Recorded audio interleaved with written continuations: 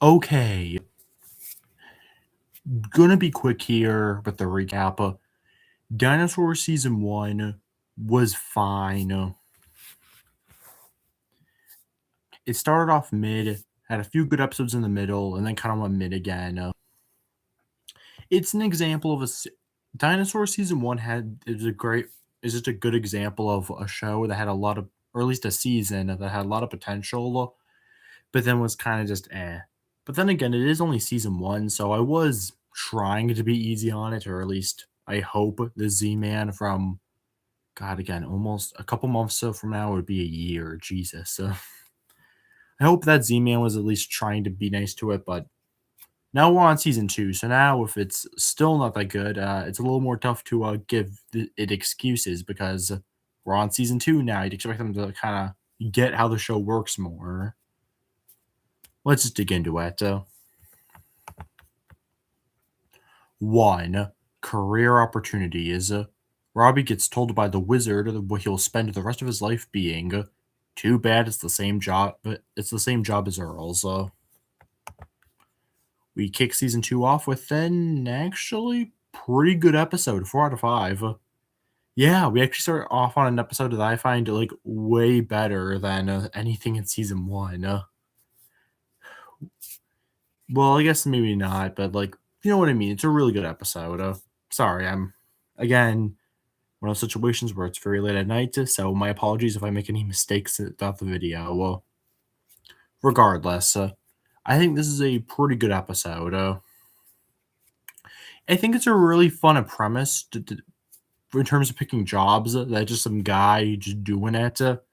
And I love how when Robbie goes to see him, he's just so bitter and tired because again they've been cutting down on his job so much to where now it just looks like a boring old office.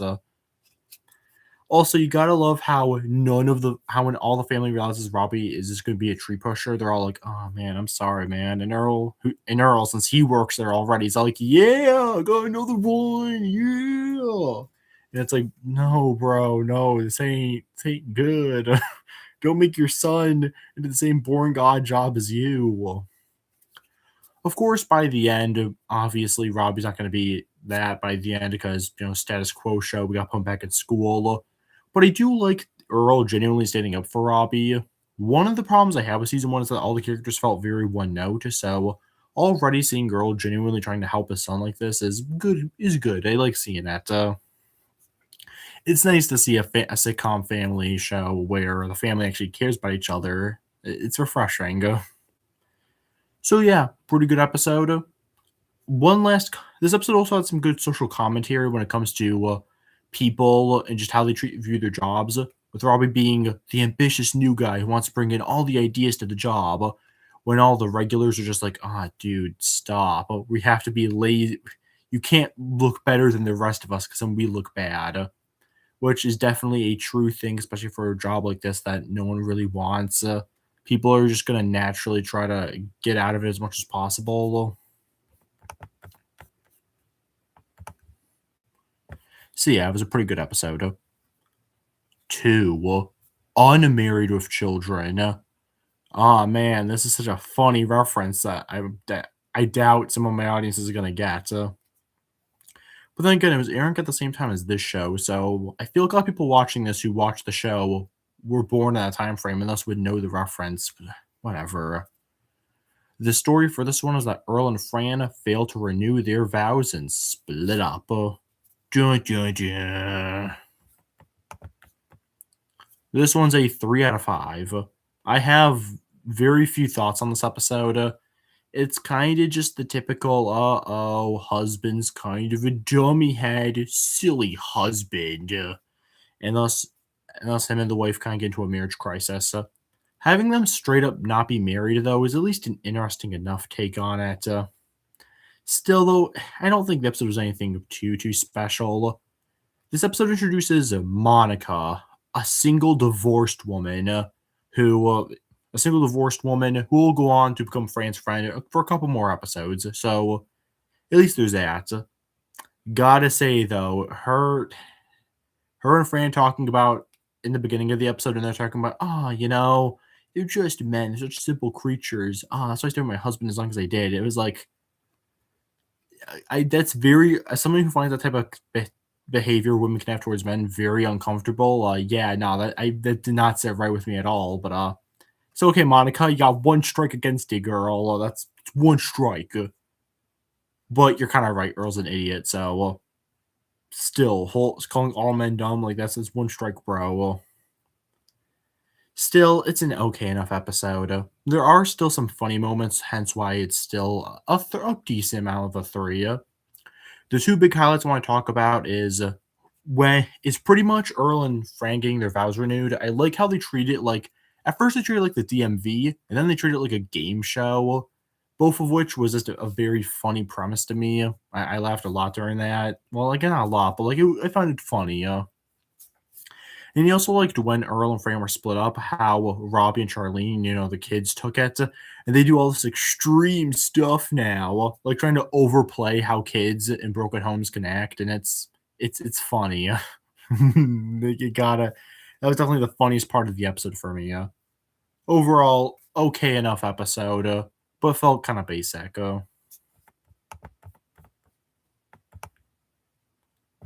3. How to pick up girls. Robbie has a crush on a girl and gets a dino named Spike to help him. This one is a 3 out of 5. Don't have a lot to say about this one either. It's fine enough. It's again, it almost feels too basic of a story. Like it's just Robbie trying to crush on this girl and getting this cool guy to help him out. He's just a cool guy, you know? What's cool guy doing? We don't know what cool guy's doing. But yeah, he's gonna help him. Cool guy. For real though, there's not a lot of highlights in this one. I like how eventually his advice is just to stalk her, pretty much. That's pretty much what it turns into. It just getting stalked. It's not fun. I wonder why they went to jail. I have no idea. Overall, though, okay enough episode, but doesn't. But I barely even remember it when trying to talk about it, which, if anything, speaks volumes to both how I can improve my reviewing skills, but more importantly, how mid this episode is. Because I still gave it a 3 when I watched it, so bro, you know how mid it is. 4. Switched at birth. It's Oh my god, the Google Doc I'm reading this off of reloaded. Jesus, that was scary. Don't do that. Okay. Take 2. 4. Switched at birth. It's revealed that the baby we know isn't actually the family's baby. Yeah, straight up. This one is another 3 out of 5. Oh no, it's just season 1 all over again and with all this midness. I'm sorry though, this is a 3 out of 5. This episode was stupid, but not in a funny way. They straight up confirm that, oh, the baby we know this whole time isn't actually the real family's baby. I did at least like that they brought up how the baby's pink when, the rest of them are green. I at least like that they addressed that because genuinely I wonder why they thought of that when they did. But when it turns into and just, the baby that's actually the Sinclairs is a lot more like them. And the baby in the family that had their baby acts more like the baby we know. And it's like, oh man, it was weird and I kind of respected it, but it was also like, bro, I don't like this really. The new baby is too much of a pussy and Fran, having her motherly instincts, just wants her baby back, even if it's not technically her baby. And then at very end, to try to ass pull a status quo thing, like, oh, turns out the people at the lab who confirmed that the baby wasn't their baby got it wrong. And it's like, again, on one hand, it was a little funny, but it's also like, again, it feels like you're trying too hard to revert everything back to normal. Like if you really don't want the baby or anything like that to change, you want the baby to still be their baby, then just don't make the episode. If we're gonna have to force the status quo with that hard, it's just a meh episode. I really don't care for it.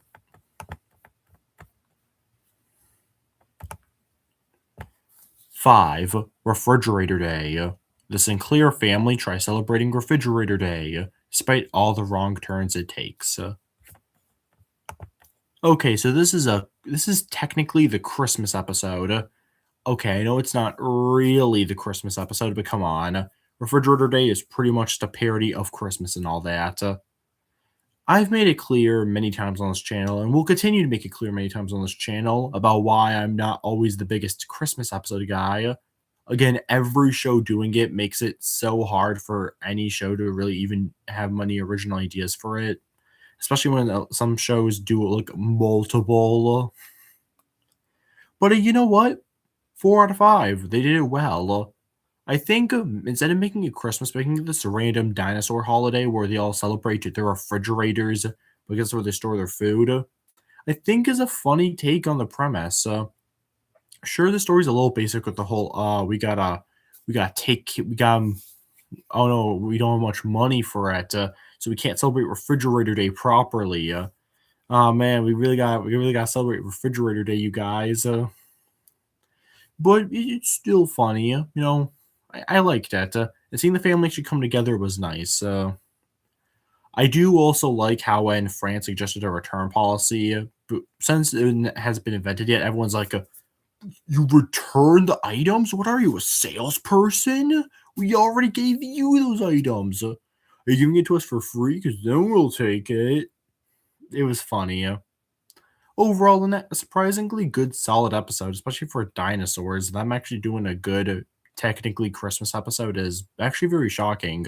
So good job on the writers for that one.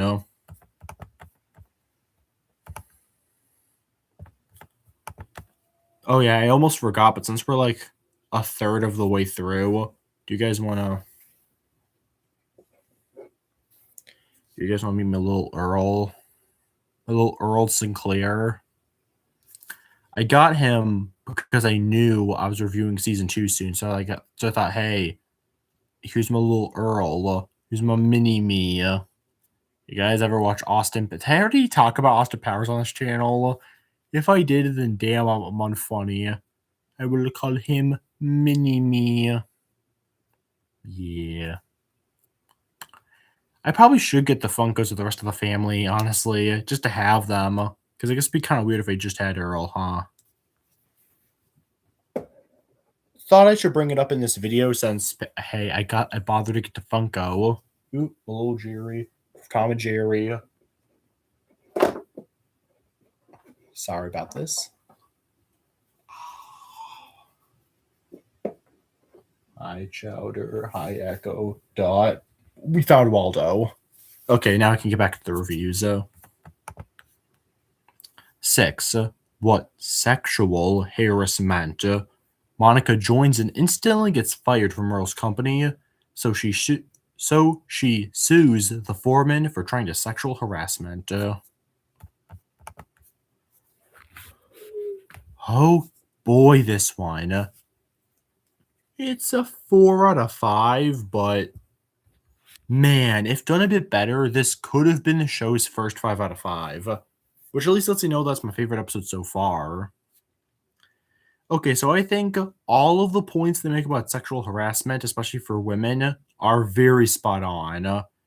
How Monica just genuinely wanted to just work, but then, oh no, the guy who's like above her is trying to force his way on her, and if she doesn't comply, then she's gonna get fired. Like all that bull crap is very much present. And I commend the writers for genuinely trying to portray this. And I do find it really funny when Monica's during the jury, when everyone's just beefing with Monica because they were all the jury's all men and like none of them wanted to admit that and they all think this dude is really funny. And I'm pretty sure dude's name was literally Sexual Harris. And it's like because he's called that because all Harris's jokes are sexual. So they call him Sexual Harris. So that's so stupid. I love it. And none of the guys are like, "What's wrong with his jokes? They're funny. They have that second meaning." And it's like, and Monica's just like, "Oh, God damn it." So yeah, there's a lot of really good jokes in here, right? So why is this not a 5 out of 5? Well, there are a few things that irk me about this episode. Genuinely irk me hard, bro. really irked me in the irk factor. I should probably start explaining them. One, okay, dude, I know I said this in the Unmarried with Children episode, but seriously, Monica acting like all men are like the episode portrays it like all men are creeps who are into this type of thing, which again I find extremely uncomfortable. Like we're not all like that. Come on, don't be like that. Also, they never even and because of that, they never acknowledge that women can do it to men, which I guess wouldn't be super relevant in this specific example. But come on, don't make it seem like it's a man thing. It really sends a wrong message. Also, I really don't like that Earl doesn't stand up for Monica, especially since Fran was on her side. I don't know. I think it, I think it just goes to show that Earl isn't like always the most caring guy, and I don't really like that. Like, I think it would be cool if Earl and Monica had their own friendship, kind of like how Fran and Monica are obviously besties. I don't know, maybe have Earl defend her. Maybe have Earl for at first be against Monica, but then realize, oh, wait a minute, maybe I should really be on her side. What happened to her was wrong. I don't know, that would have been cool. I want to make it clear this is still a really funny episode. Easily the funniest and best episode of the entire show so far. And the fact they even made this episode for a show called Dinosaurs about a talking dinosaur family is really funny, but also kind of cool that they're able to spread the message. I just wish a few things were done differently, so maybe this could have been a great episode, but I'm sorry, those problems really do hurt it from being a great one. Hope you guys understand, and hey, if you don't care about any of the points I bring up and still think this is a 5 out of 5, then more power to you. Well,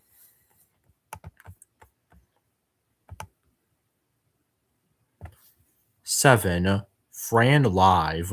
Fran gets a TV show where she helps people. Too bad Earl hates it. Not much to say. 4 out of 5. Kind of the basic, oh, housewife gets a job episode, but I think they handle it well enough. It's still solid. I liked how before Fran took over the show was just a guy listening to problems, but he really didn't give solutions. Bro was just hearing it out. Like one dude was like, I'm on a bridge. My life is so depressing." And guys like, "Oh, huh, that sucks." And then just hangs up. But then they realize, oh, wait a minute, Fran could actually, her thing can actually help them, like helping the people. But then, of course, all the guys at work are weirded out that like Fran, a woman, is working. Admittedly, kind of weird. We got back to back episodes about like women in the workplace and all that. I'm not saying you can't do two a season. I just think it's funny they're back to back. I don't have a ton to say about this episode. It reminds me a bit of the mating dance episode from season one and how Earl kind of tries to take over some of the responsibility, but not really. They just keep ordering takeout. Still, though, it's a funny enough episode. There's some good jokes. I like how by the end, the old guy gets his job back by being Jerry Springer, pretty much. You guys remember Jerry Springer? No? Me neither. I was born 2008. Who the hell is Jerry Springer? Either way, good episode.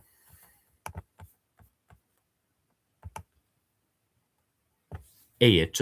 Power erupts. Robbie comes up with an idea to use energy safely, but this doesn't appease Earl's boss.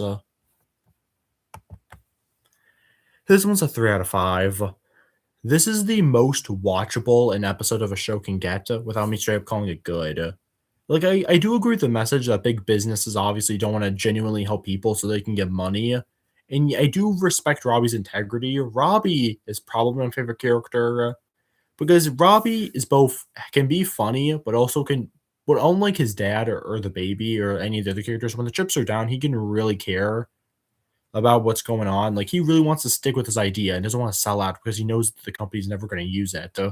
So I respect that, and that makes me like Robbie a lot as a character. But I simply don't think the episode was that funny.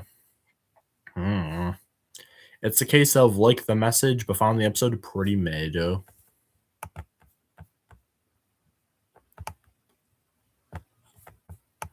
Okay, time to explain episode 9. So, when I put Dinosaur Season 2 on the poll, champ, when I put it on the poll, I said it had 15 episodes. because my stupid ass only just saw on Disney Plus that I had fifth, which is the place I used to watch this episode because this whole season, because it's the only place where I could watch them for free because I have the streaming service. Anyways, I put it for 15 episodes, not realizing, oh shit, no, the season actually has 16 episodes. One of them, episode 9, just isn't on there, and there's no way for me to watch it. So, yeah, sorry, but I gotta skip that one. So, yeah, unfortunately, episode 9 is being skipped. If it ever becomes freely available, maybe if Dinosaurs goes on like Tubi or something, then hopefully by then I can make a little point 5 video and quickly review it and just add it alongside the rest of the season. But unfortunately for now I have no way of reviewing that episode. So to be fair, I knew I had to do something like this eventually because I am reviewing It's Always Sunny as well, and that show also has banned episodes, but yeah, I don't know. I think the episode was like New Leaf or something like that. So yeah, my honestly, my genuine apologies for skipping this episode. I don't really like doing that, but it's only one episode, so hopefully you guys don't mind.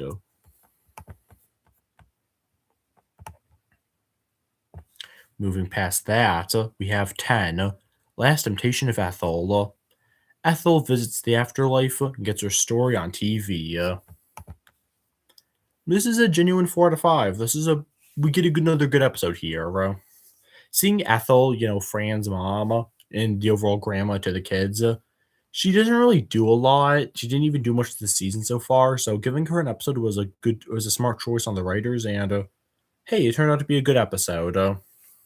They make a lot of fun points about the afterlife. Pretty much just how, yeah, the idea of heaven does kind of high key sound more fun than living on Earth. But also, if you just enjoy something a lot in general, you don't need to always overshare it or anything because, especially for something like heaven, the time comes if you believe in it, especially, the time comes when the time comes, bro. Like, you don't gotta, like, force it. And you only live once, unless you believe in reincarnation. So just enjoy it while you can. It's a message I very much agree with, especially as someone who personally does believe in a heaven. I like that we got this message. I think it was very good. And as per usual, the show this season continues to have some solid social commentary by pointing out how you could take someone like Ethel and just completely just use her story for ratings, exploit it for ratings, giving her own show about the afterlife and a whole choir talking about how good the afterlife is. Overall, solid episode. Even if Earl burying Ethel because she was dead permanently was very effed of him. Like, bro, come on. 11. Nuts to War, Part 1. The two-legged dinosaurs fight with the four-legged dinosaurs over nuts. Meanwhile, the baby fights with a cookie-stealing creature. 4 out of 5. Two-parter. Damn, dinosaurs. I didn't expect you to go that hard. Thankfully, though, this was a good episode, I thought. I like this one. As per usual with the show, or at least the season, we get some social commentary in there about war and how meaningless it is. Maybe that's not the message they were saying especially, but I find war meaningless. Not to be too political, but you hear what they're doing with Iran? Yeah, no, yeah, war is fucking meaningless. Don't war, kids. Regardless, I liked their social commentary on it. It was very well done in my opinion. It was funny how Earl and the guys didn't want to go to war, but then when they realized it was the kids who were going to war, they're like, "Oh yeah, now we should totally go to war over pistachio nuts." Yep, the whole war is over pistachio nuts. You know what? Given how after things are nowadays, I can genuinely buy this being a thing. I hate that. I do genuinely hate talking about politics in general, though, so I'm going to just try to not completely talk about that. But when the episode's talking about it, it's kind of hard not to throw in my own takes. Overall, though, good episode. And however, this war has Not been completed yet, because it's only part 1.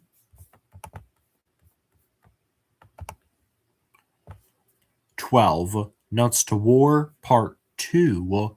Earl tries getting Robbie home and attempts to stop the war. Meanwhile, the baby continues his own war with the cookie stealer. Okay, so it is the same rating, 4 out of 5, but I must say, Part 2 is way better than Part 1, at least in my opinion. Reason for that being is that, strangely for a Dinosaurs episode, they really don't tell a lot of jokes in Part 2. Part 1, it felt like more of a comedic take on it, but Part 2 is serious about it. Like, damn, people are dying over pistachio nuts.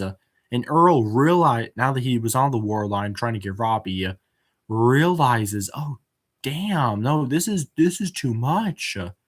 Seeing Earl genuinely actually finally stop acting like a pussy for once in the show and just taking action, doing something, like, yes, hashtag this is my Earl. We need more of Earl genuinely caring about this. Especially at the ending when Robbie, when the pretty much the war ends, and Robbie, who's so caught up in it, is like, "Come on, we know a way to fight them." Earl genuinely tells him to stop and like to not do this, and I love it. It's so good. It's a really good episode. Surprisingly enough, the baby this whole two-parter has had some very mid B plot about like trying to get his cookies back. He ends the episode seeing that the cookie stealer has a family, so the baby lets him take the cookies. Twin, the baby's like kind of just Stewie Griffin before Stewie Griffin. How is he the nicest guy in this whole two-parter? Either way, part 2 especially is very good. And part 1 already still being a good episode as it is means overall I definitely enjoy this two-parter, and I'm very proud of the writers for having a unique take on it. On just doing a whole two-parter. It felt like it needed to be 2 episodes. Some two-parters are like, they drag it a little too much at the beginning or end, but no, this felt earned.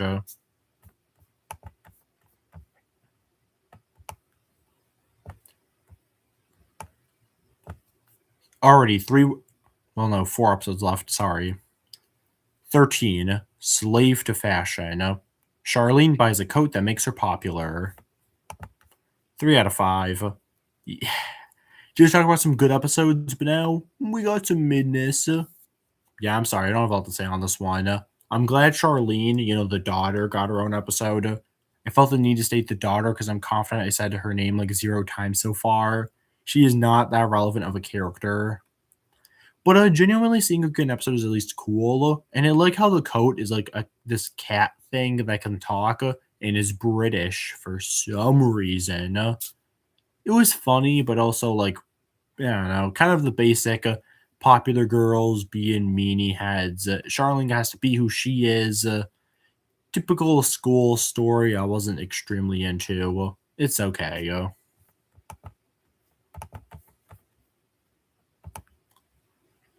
14. And the winner is the elder dies when naming the baby. So Earl's boss tries running for it and gets Earl as his opponent. Another really good one, 4 out of 5. First of all, I love how throughout most of the episode of the baby's called, I'm dying, you idiot. And we hear a few other times about how the elder gives people stupid names, like Fran's cousin being called Cousin Achu. Man, some stuff like this can make Dinosaurs honestly a very underrated show. Overall, though, another pretty good episode. Again, this episode also talks about politics, which admittedly, again, isn't my favorite topic to discuss, but they do it pretty well here. Earl's boss is evil, and so he really shouldn't. We shouldn't vote for him. But Earl acknowledges that he's just an idiot, so you really shouldn't vote for him either. And then the newscaster gets elected as the elder. Before Earl realizes in the end that being the elder is pretty easy, and he really shouldn't have added himself like that. It's a really good episode. Again, I really like when Earl as a character. My main problem with Earl as a character is just how submissive he is.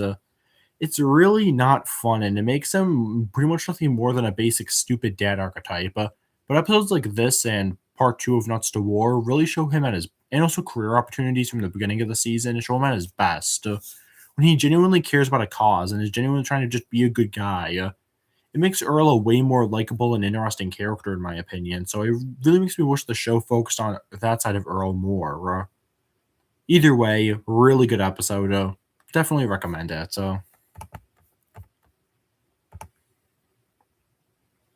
15, leader of the pack. Robbie accidentally becomes the leader of a street gang. Funny enough, 4 out of 5. It's a funny episode.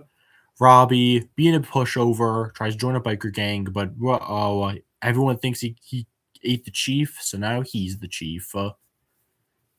Seeing Robbie genuinely trying to just bring peace, but the biker gang is a biker gang, so we're like, yeah, we're gonna beat people up, and then we're gonna beat people up, and then what else? Lunch, and then we beat people up. It was pretty funny. Also, Spike from the How to Get Girls episode has shown up a couple times, but this is his other big episode of the season. Spike still isn't really a character I like all that much, but he did have a few funny moments here, like him pretty much eating the family's dinner, and also forgetting some of the rules of even being in the street gang. So I wouldn't say Spike's presence is completely unwelcome here. Overall, okay. No, not even okay. It's a good episode. I did give it a 4, and I stand by it. Good episode. Funny, even if not the most memorable or anything. And ending off the season, number 16, We Say So knows best. Roy takes Earl's family for their company's ads. Overall, this one is a 4 out of 5. We end the season on a good note, thankfully enough. I like this episode. Seeing Earl's buddy Roy, who's pretty much just a bit of a dummy, and seeing him genuinely like care, or not care, but like have to take over pretty much Earl's life. Roy even wears the same shirt Earl wears, so that way it won't be as weird of a transition. And that's so stupid, but again, it's funny. And again, Earl genuinely questions his company and if they're doing the right thing, and wants to get his family back, which is cool. Again, this type of character stuff is really what I want in a show. But they still mix in the satire that the show is pretty much being made for, by saying that, yeah, no, corporations are fake. Not the most original message from the show. We've heard this message a couple times already, so it's not like the most biting by this show standards, but good episode. I like it decently enough. I like that Roy's such a nice guy, even if he's somehow dumber than Earl. He has the crush on Monica. That's kind of their dynamic. Roy likes Monica, even though she probably just is hating on him automatically because he's a guy. But he's all like, Monica, you're so pretty. Did you even hear a word I said? Nah, you pretty. And then Frank comes in and Roy's like, no, Fran, I can explain. And it's like, bro, you trying too hard.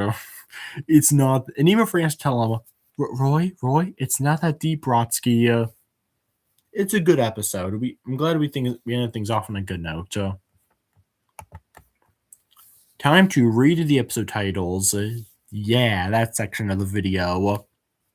At the bottom, number 15, we got Switched at Birth, How to Pick Up Girls, Slave to Fashion, Unmarried with Children, and Power Erupts.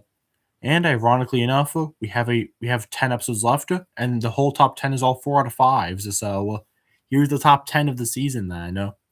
We have Leader of the Pack, Nuts to War Part 1, Fran Live, Refrigerator Day, We Say So, Knows Best, Last Temptation of Ethel, Career Opportunities, and the winner is Nuts to War Part 2, and What Sexual Harassment. Those top 3 especially were very much close to 5s, and although I wouldn't quite say they're great episodes, those top 3 are still really good and are definitely the show at its best. Overall thoughts on the season? I I like Dinosaur season 2. Well, definitely better than season 1. The show is very clearly more of a satire first, character second type of show, which is not my personal favorite cup of tea. It's part of the reason why I'm not the biggest South Park fan. I'm starting with like the middle seasons. I'm the type of guy who'd rather watch a show about characters I like rather than just hearing about how the world sucks. Not saying I can't enjoy that as well. Again, I still liked a majority of the episodes here. I enjoyed literally 2/3 of the episodes here. The character, I'm just saying though, my main problem with the show is still that the main cast is not the most well defined. Well, I guess they're defined, but they're still a little one note. Earl's still the dumb dad. Fran is the nagging wife. Robbie is again the most interesting, in my opinion, best character because he's genuinely trying to question the world around him. Charlene is mostly barely even really gets much to do on the show. She's just kind of like a fashion. And then the baby is the character they can market because he's the Bart Simpson, the Steve Urkel, the main thing to market the show for. And he could definitely be funny, don't get me wrong, but he's not really much of a source. He's literally just a baby who's sassy. You can't do a whole lot with that. Overall, though, don't get me wrong, definitely a good season of television. I liked it a lot. It definitely makes me more curious about the back half of the show, seasons 3 and 4. I do hope we start getting some 5 out of 5s. Again, the top 3 were all really close, but hopefully with season 3, we do get, especially being a full 22 episodes, or is it? It was 20 something episodes. Definitely the most of the entire show. I'm definitely curious to see what that season has to offer. Hopefully, it's even better than season 2. But if even if it's on the same level of season 2, well, I'll still like it. And with that, thank you all for watching.